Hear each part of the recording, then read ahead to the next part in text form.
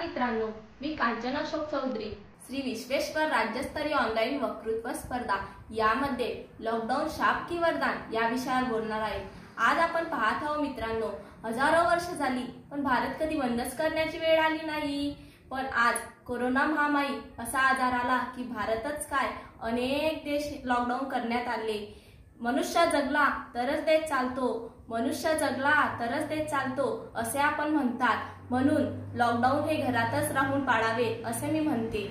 Lockdown म्हणजे काय असा अनेकांना प्रश्न पडतो। लॉकडाऊन म्हणजे काय असा अनेकांना प्रश्न पडतो पण लॉकडाऊन नेमकं काय आहे, कसं आहे असे अनेक जण विचारतात। पण लॉकडाऊन म्हणजे मित्रांनो, लॉक म्हणजे बंद, आपल्याला स्वतःला बंद करून घेणे म्हणजेच तर लॉकडाऊन होय।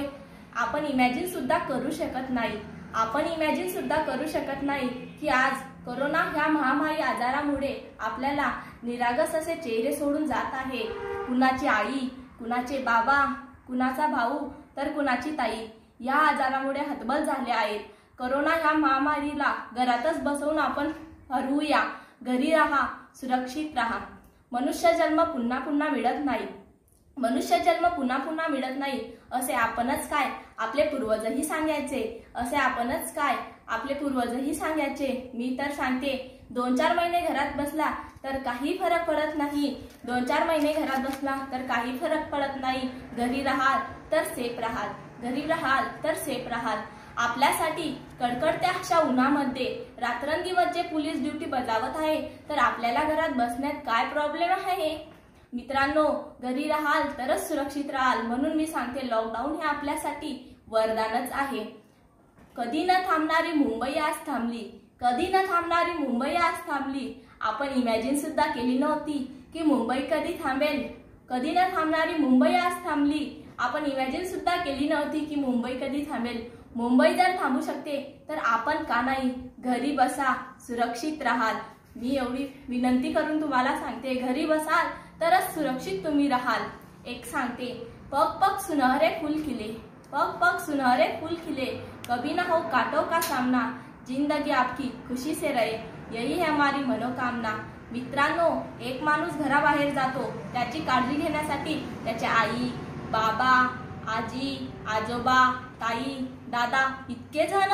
एक माणूस घराबाहेर जातो तर त्याची काळजी घ्यायला इतके जण असतात। मिळाला आहे टाइम तर फॅमिली सोबत सेलिब्रेट करा ना, नाहीतर नंतरच तुम्ही पस्तावाल। अरे, टाइम मिळाला होता पण फॅमिली सोबत सेलिब्रेट करण्याचं राहूनच गेला आहे। तुम्हीच म्हणाल, अरे हे लॉकडाऊन थोडं पाहिजे आहे। लॉकडाऊन हे आपल्यासाठी वरदानच आहे मित्रांनो, देवानेच हे आपल्याला पाठवलेलं आहे। तर फॅमिली सोबत सेलिब्रेट करा। नाहीतर मिळत होता रविवार, तोही हाफ डे।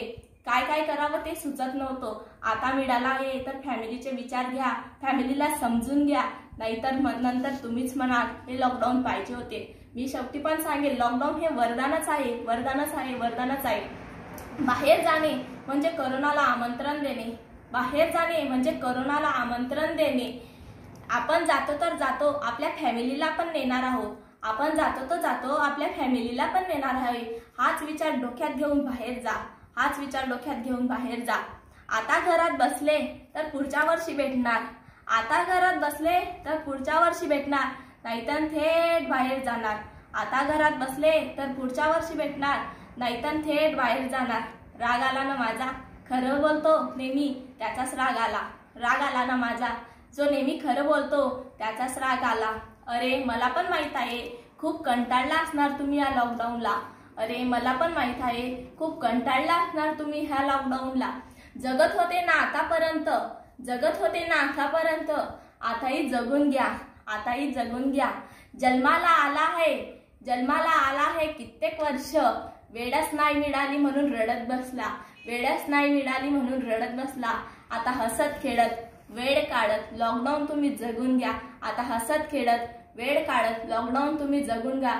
शेवटी एकच सांगते मित्रांनो, आता घरी बसा तरच पुढच्या वर्षी भेटू। खरंच सांगते, लॉकडाऊन हे आपल्यासाठी वरदानच आहे।